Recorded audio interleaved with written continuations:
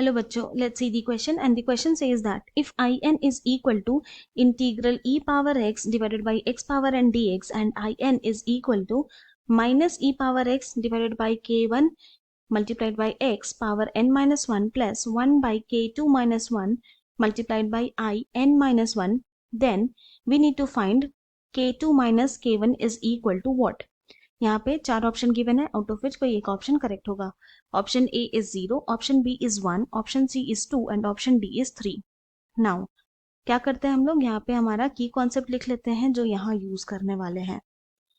तो हमारा जो फर्स्ट की कॉन्सेप्ट होगा वो होगा इंटीग्रल u v dx का formula which is equal to होता है u integral v dx minus integral derivative of u multiplied by integral v dx.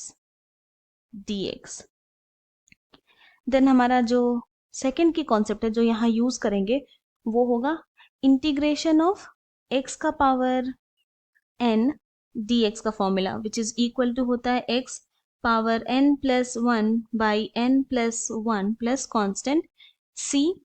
And हमारा जो थर्ड की कॉन्सेप्ट है जो यहाँ पे हम लोग यूज करेंगे वो होगा डिफरेंशिएशन ऑफ e का power x with respect to x is equal to होता है e का पावर x. नाउ अब क्या करते हैं, अब हमारे पास यहाँ पे गिवन है I N is equal to integral e का power x divided by x का power n dx.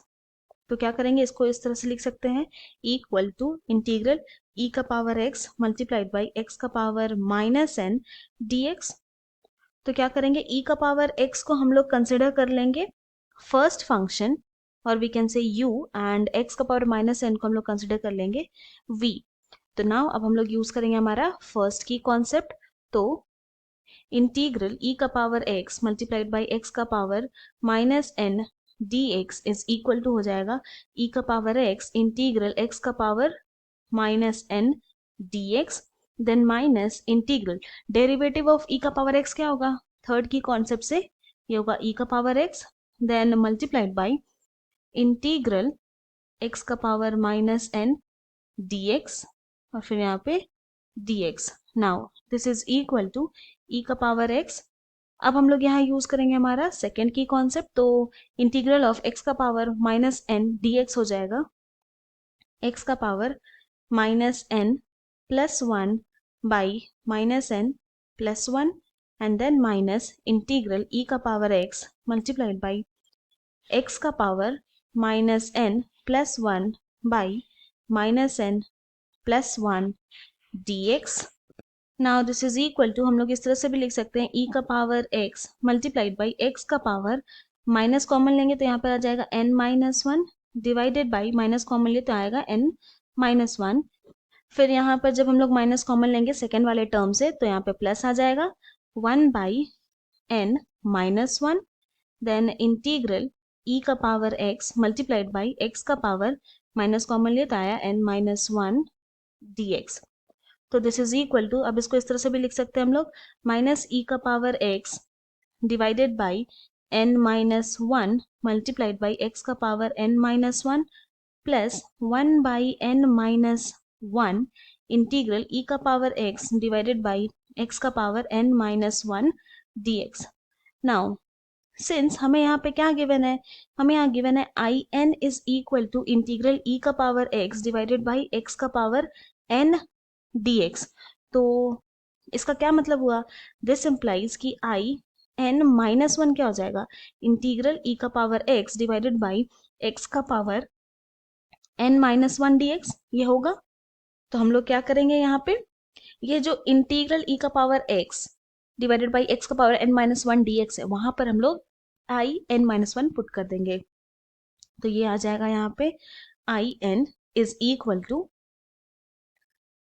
Minus e का power x divided by n minus 1 multiplied by x का power n minus 1 then plus 1 by n minus 1 multiplied by i n minus 1.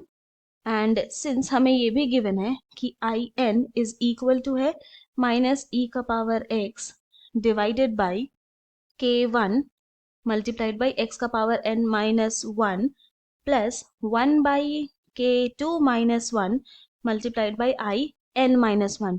तो जब ये दोनों को हम लोग कंपेयर करेंगे तो हमारे पास k1 इज इक्वल टू क्या आ जाएगा, n माइनस 1 होगा, and k2 is equal to हो जाएगा n।